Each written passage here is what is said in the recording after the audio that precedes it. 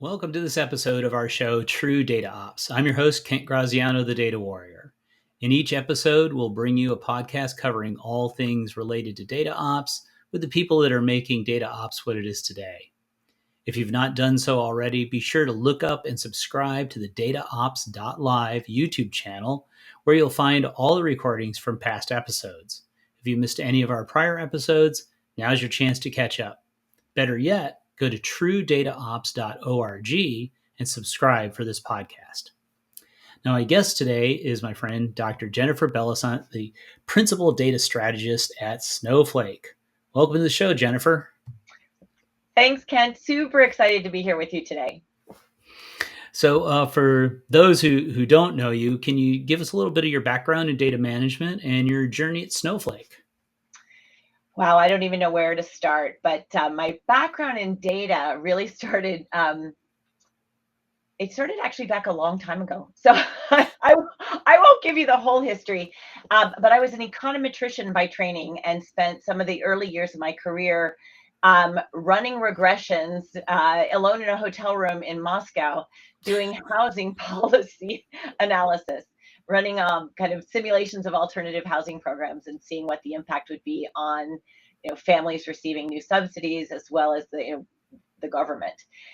So that's kind of where my journey with data started. But from a career perspective, it's totally nonlinear. I've done a number of different things. And ended up at Snowflake 3 years ago after having been an analyst at Forrester Research for 12 years. And during my time at Forrester, started looking at the data and analytics space, spent a lot of time around what, new roles of the CDO, how to build out data organizations. Really, you know me, I'm not necessarily a technologist, but I've spent a lot of time looking at the other two legs of the stool, if you will, the people and process side of things, and how to really build out an effective data and analytics strategy by having that more comprehensive vision. Yeah. So what's your PhD actually in? I never asked before. That's a good question. It's actually officially in political science, but it has a concentration on organizational theory. And my dissertation was on fiscal federalism in looking at Russia. Wow. And it was about intergovernmental budgetary relations. But a lot of it is really about, organizational theory and how you motivate people and how do you create the structures that drive the outcomes that you're looking for. So as odd and esoteric as that might seem, like taking some of the things that I studied and applying it into this new world of data and analytics kind of makes sense. Yeah, I know that explains I'll say the focus you've had on things like data culture and data literacy and all of that that explains your background in that angle that you've always had in your conversations and your blog posts and things like that. Right. And you're from the US, but you live in the Alps. Is that right? I do. And actually, the picture that you see behind me is not far from my house. I live in the Chamonix Valley and have been here for 14 years. Wow. My family, my husband and I, and our two kids, as I say, we escaped the Bay Area and left Silicon Valley for another valley that's probably a little prettier. No offense to anybody still there, but yeah, we made that move 14 years ago for what was going to be a year, and it has extended. Wow. Yeah, 14 is a little bit longer than one. Exactly. We sold it to my kids as kind of an adventure. We're going to go spend a year in France, and then when we kind of sat down and took a vote as to whether we should stay, which we did repeatedly for a few years, it was always yes, we're going to stay. So we're still here. Great. That is an adventure, and I assume your kids are getting to learn a foreign language as well. Well, they learned foreign language, which they actually already knew, but most importantly, they learned a love of the mountains, and they're excellent skiers. Yeah, having spent most of my adult life in Colorado before I moved to Texas, I completely understand that. Yeah, loved living in the mountains, and grew up skiing in the Northeast as well. So yeah, it's a good skill to have just for fun. Exactly. So a lot's happening out there in the data space these days, and as strange as it was to me, data was even discussed at the World Economic Summit in Davos, which I saw you attended. So, as a data strategist, what are you seeing out there? I mean, I know you were at the Davos Summit, and obviously heard quite a few things there. So, give us a little background and what's hot out there and what are people talking about? Absolutely. Well, I mean, you would have to be living in a cave if you haven't, followed that AI is now everywhere.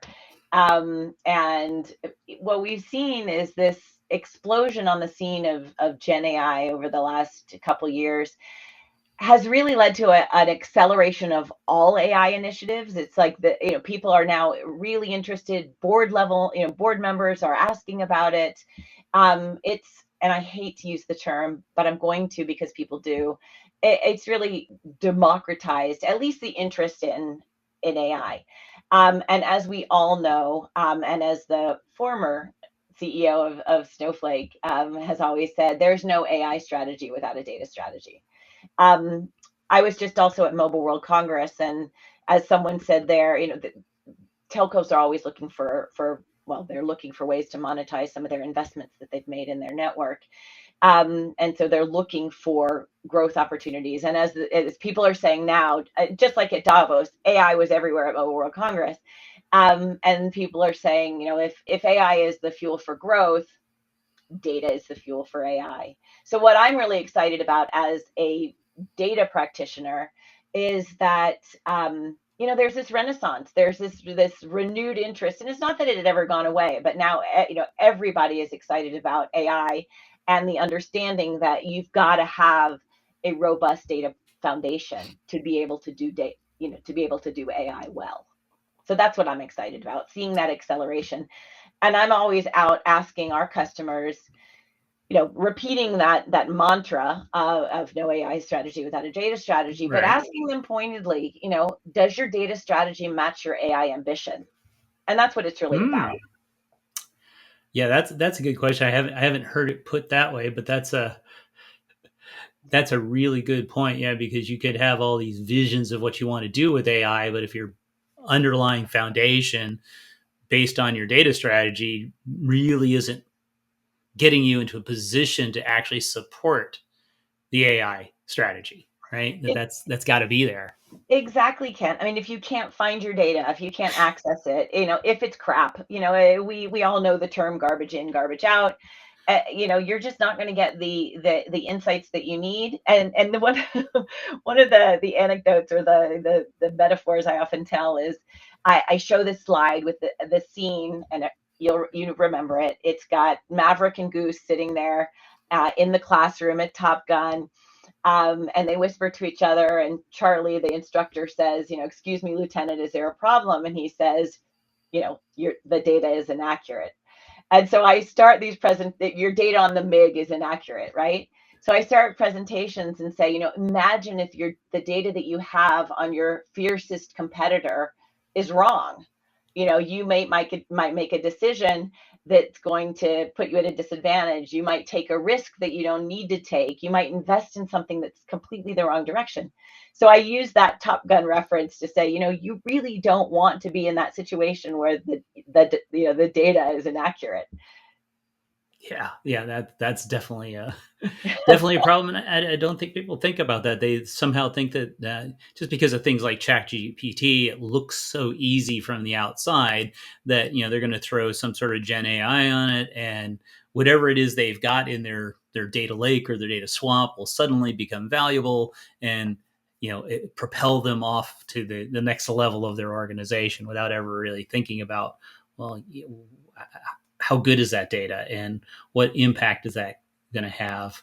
Yeah, I've used the garbage in, garbage out statement myself a lot in the last 6 months, Yeah. talking to people about this. Yeah, big big thing that people have to really get their heads wrapped around. That it doesn't happen magically any more than data warehousing or anything else happened magically in the past. It never did. Everybody hoped it would. There'd be some tool that you could just throw at it and push a couple buttons, and it would be great. And no, that's not the way it works. I was Never just has. talking, yeah, I was just talking to the CDO of Siemens Energy, Micheline Casey, who's a longstanding CEO. She's been in a number of different roles. And I love the way she put it. She said, it seems like our board members think that Gen AI is like the magic 8 ball. You shake it and you get, you get the answer. And she was talking about how you have to set expectations within the organization. Yeah. And I think that that's really telling, that it's about slowing down. This is we see this frenzy, we see this hype, but a lot of what I'm hearing from data leaders about putting that foundation in place is that they need to enable that kind of excitement and maybe experimentation, but at the same time slow down so that they can accelerate into the turn, out of the turn. You slow down into the turn, for those Right. drivers out there, you slow down into the turn so that you can line yourself up and accelerate out of the turn. And so that's what we're seeing people do, slow down, put the foundations in place, put some of these practices in place, get your data ops, your ML ops in place so that you can accelerate out of the turn, and you've got those processes, you've got those best practices, you've recognized and shared best practices with others in the industry, and you can accelerate. Yeah. Just putting the pedal to the metal right out of the gate doesn't necessarily get you where you want to go without crashing. You're gonna hit the wall. You hit the wall. Yes. Yeah. Yeah. I like that. That's another good analogy. So, data products. Yeah. That's one of our hot industry buzzwords. So, what's your take on that?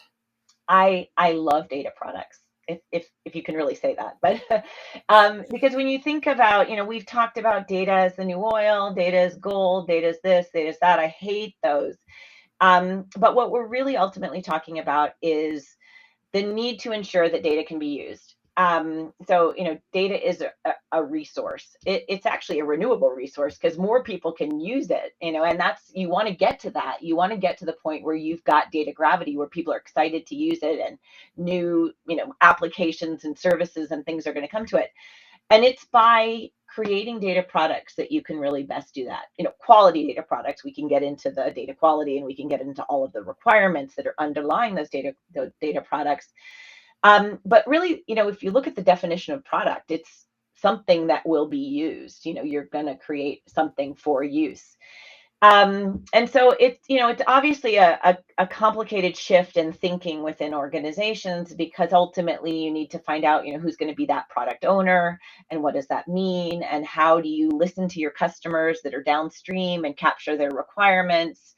You might have multiple customers, so how do you coordinate different requirements and identify maybe, kind of the common requirements, kind of the least, kind of the foundational piece. You want to get to, maybe you can create a data product that meets, whatever it is, 80% of the requirements of, your potential customers, so that the incremental work that they need to complete them is less than if they were rebuilding a data product on their own. So the idea and the way I think about it is, kind of, if you move back upstream so that you get to the source, each source data source owner needs to be thinking about building blocks, creating data that comes from their sources, that are building blocks that can be aggregated and kind of that are components into other products downstream. So just like we think of the car industry or other industries, we're building components that can be assembled into a customer 360 or a product 360 or a supply chain, transparency, supply chain optimization tool, whatever the ultimate, end data product or, native data application might be. It should be ideally be built on a set of data products that are assembled into that final application or decision support tool, or whatever you want to call it, dashboard, tab, whatever you want to call it. Yeah, it's a lot like we used to talk about when I learned programming very early on in my career. We did modular programming, and so each Object-oriented. module was self-contained. We could test that little module, and if we needed to make changes, it was a minimal amount of coding and changing and testing, but it all had to then feed into the bigger software product, as it were, at the Yeah, time. It's so you could build it, and you had all these building blocks, and the idea of reusable libraries, and we see that today with even with some of the LLMs and things that folks are doing in Snowflake, and like with the Snowpark containerization, all exactly. those concepts that you can try to build that. I guess the challenge, like you said, is the shift in thinking. We're not thinking about building a massive enterprise data warehouse. We're now thinking about how do we build a data product incrementally, and how do we break that down into its component parts. I think supply chain is probably a good place to look at what they do is supply chain, bill of materials, and things like that. Is all these different parts Uh-huh. that are valuable in and of themselves, but also can then be used to build things that have even more value in aggregation. Yep, absolutely. And then a big part of, in terms of best practices in organizations is ensuring that you're, collaborating across the organization, that you're, like I said, kind of coordinating requirements and things, but you're also ensuring that the data products that you're creating can be discovered by others. You don't want them recreating a data product or going back to the source team or a certain team and requesting another data product. So we're excited to see how people are using tools within Snowflake for registering these data products, or even model registries. You hear that a lot around AI these days. Mm-hmm. How do you have a registry of the different models? And essentially a model is a data product. Right. But how do you make sure that what you've already created is discoverable within your organization or outside your organization? You might want to be monetizing it or sharing it with partners, sharing it across a broader ecosystem.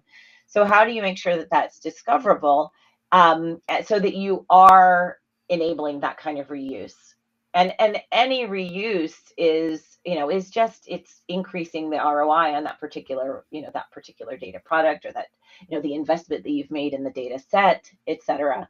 So I see data products and all that we're seeing in terms of changing the practices in an organization towards reuse as really valuable practices within organizations. I mean, that's how we're going to be able to do all this at scale. Yes, yeah, and I think the challenge there is the cultural challenge of people being retrained to think of, did somebody already build this? Once they figure out what they need, rather than thinking, oh, we need to build this, here's how we can build it. The first question they should be asking is, did somebody already build this? Does this And exist? so they even think, because you could have the greatest marketplace in the world with all kinds of metadata and examples and all sorts of things, but if nobody looks at it, then they're not gonna know that it's there, and they could use it and can waste a lot of time, energy, and money building things that somebody else already built, even within your own organization. You mentioned earlier that that I have a focus on, or I'm very interested in communication and building a culture and kind of evangelism.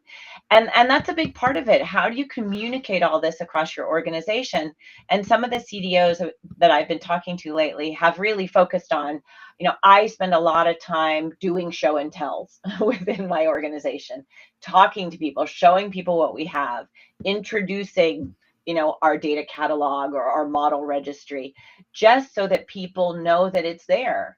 I mean, as organizations get bigger and bigger and more people are building these kinds of products, if you're not coordinated about it and you don't have a centralized repository, or at least it doesn't have to be centralized, it can be distributed, but you need to have a place where you can go find out where these things exist within your organization. And that's something that we're seeing quite a bit, quite a few people focus on. So, where do you see data ops fitting into this landscape with all this stuff going on? So, like I said, ultimately companies are moving towards having, as much automated or based on AI as possible. And like I said, the only way that we can really scale this effectively, efficiently, is to have processes in place, data ops, ML ops, operational processes that can scale. And so the having those types of things in place, it's the foundation. it is, it is the landscape on which everything else has to be built. Yeah, because I look at, you use the analogy of auto parts and components in a car, and without the assembly line, then you wouldn't be able to efficiently build those cars. No matter how, you could have warehouses full of tires and rims and engine parts and carburetors and electronic ignitions, but if they were having to assemble that all by hand every time somebody ordered a car, we would all, pretty much most of us would still not be driving cars because we wouldn't be able to get them. Absolutely. Absolutely. Yeah. Cool. So, in one of your recent posts, you talked about responsible AI and the Yeah. need for data diversity, and you mentioned the old phrase "trust but verify" in relation to all this. So, do you have any recommendations for organizations on how they go about getting there? So data diversity is a topic that's got it kind of near and dear to my heart. Because it touches on so many different things. We all hear about chatbots that have hallucinated and don't have the appropriate, they're inaccurate in their answers, etc. Or they just don't have an answer. You ask a very specific question about something that they have not been trained on, and they don't have an answer. So in the enterprise world, I really promote this notion of data diversity. And, the first piece of it is having access to your own data, all your data. So breaking down those silos, making sure that you have those data catalogs so that people know where to find the right kind of data. It's, increasingly tapping into your unstructured data. And that's one of the things that we're seeing at Snowflake is that more and more, IDC estimates that 90% of enterprise data now, I think people used to say 80, now they're saying 90. Yeah, it used to be 80. Yeah. It used to be 80, and IDC just published something that said it's 90, is unstructured data. And one of the things that we're seeing on our platform is that we're seeing an uptick in access to and the structuring of unstructured data so that people can do more queries against it.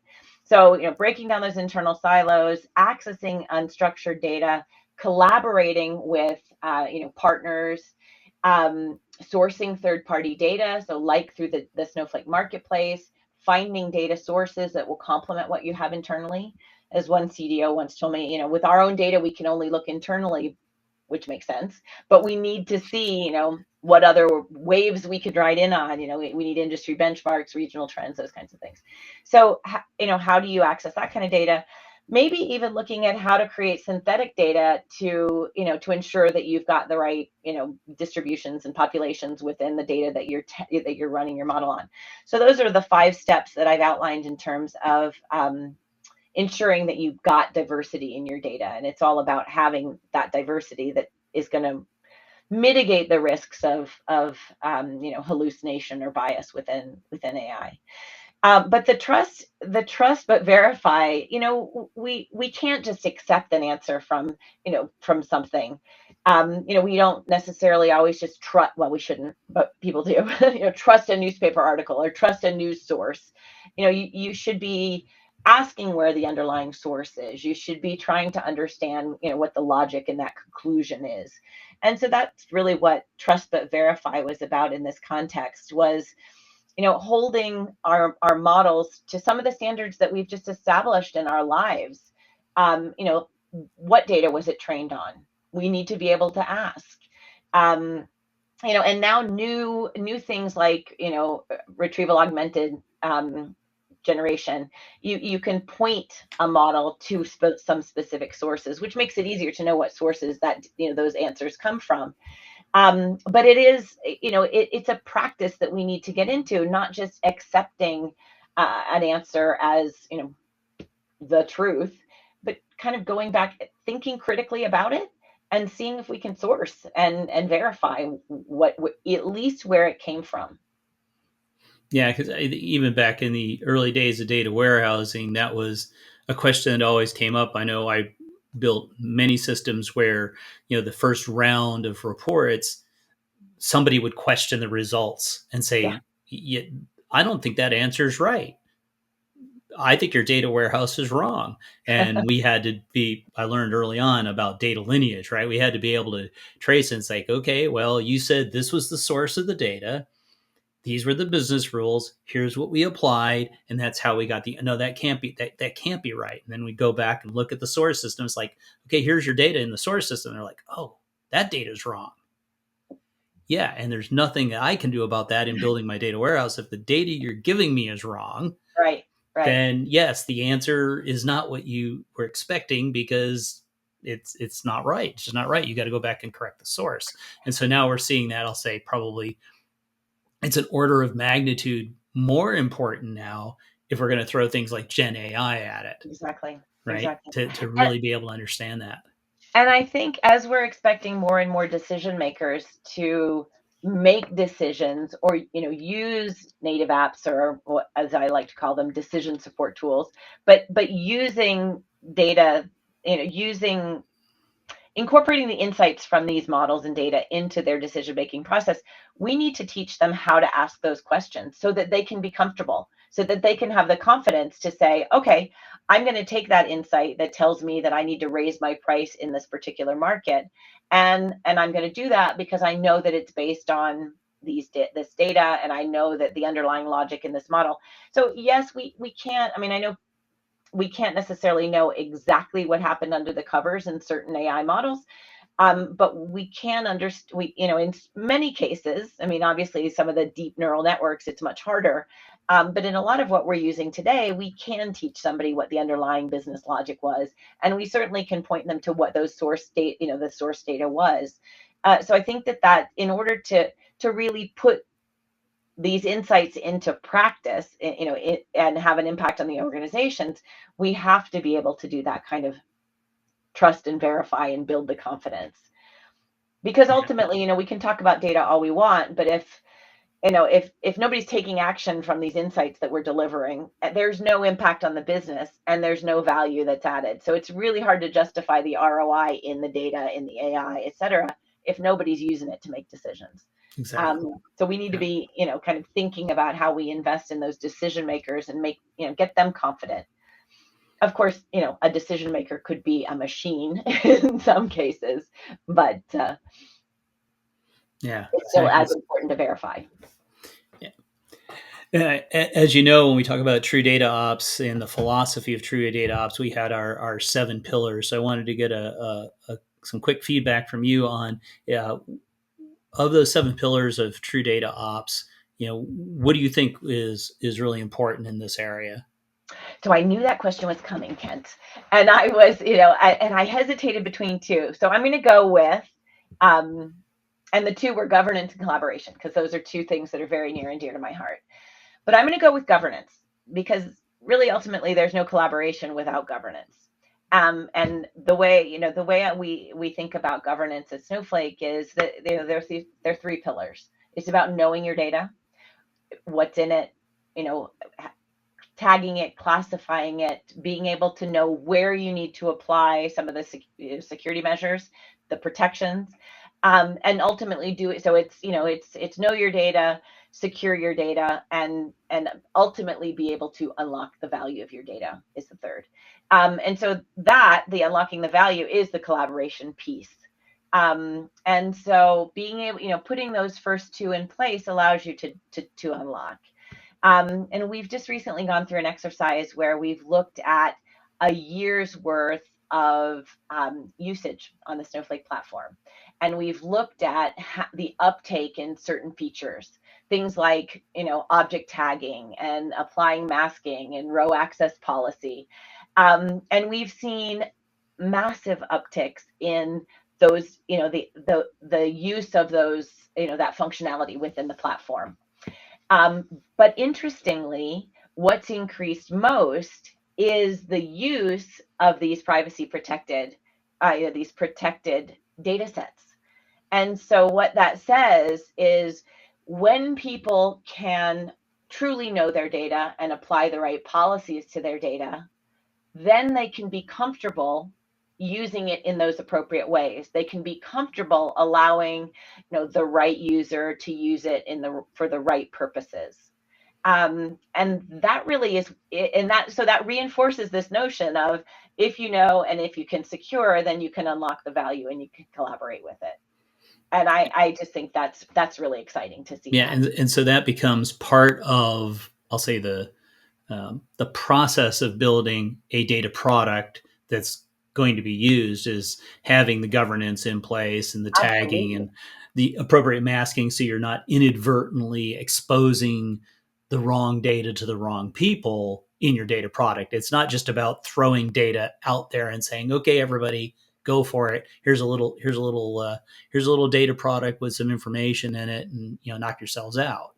Exactly. Part of the role of a data product manager, and we are seeing more and more of those these days, is to identify what the requirements are for that data, and who can use it. What are the governance policies that need to be applied for me to make this a product that I can put out in the wild?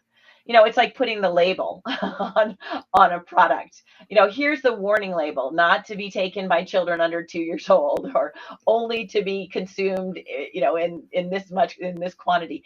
But it's that kind of thing. And so we do that with all products. We put warning labels, and we put manuals for how to use them. And that's what we're doing with data and data products, is we're putting that governance in place so that we can be confident that people aren't going to get in trouble using it you know That's good. That's good. That's encouraging that the governance has ticked up, because that's one of those, I'll say, standard data management practices that we've been talking about for a couple of decades, that many organizations just didn't feel the need to make that investment. But now that, again, we're getting into Gen AI, and we're gonna do all this stuff with data, and then you throw in data products, that there appears that people are waking up and going, yeah, we probably shouldn't just put that out there. We need to have some controls on it, and that's the data governance piece. Before I started at Snowflake, when I was back at Forrester, I wrote a report on data governance for data commercialization. But you could be commercialization, monetization, collaboration, whatever you want to call it. But this notion of allowing others to use your data.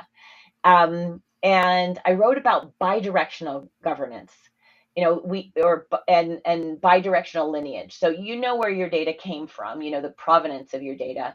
But in this world where we're collaborating with people and others are using our data, we need to know where it's going as well. It needs to be bidirectional. So where the data comes from, or how it's being used. And that's another element that we are seeing within the platform, is monitoring data usage and understanding how it's been used and in what kinds of use cases.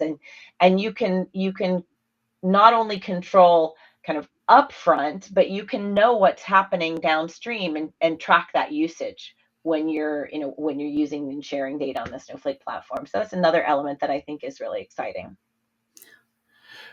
Well, unfortunately, we're like out of time already. I knew our conversation was going to easily fill up our time slot today, and we got so many other things that we could talk about. So what's next for Jennifer? Where are you going to be speaking in the next couple of months?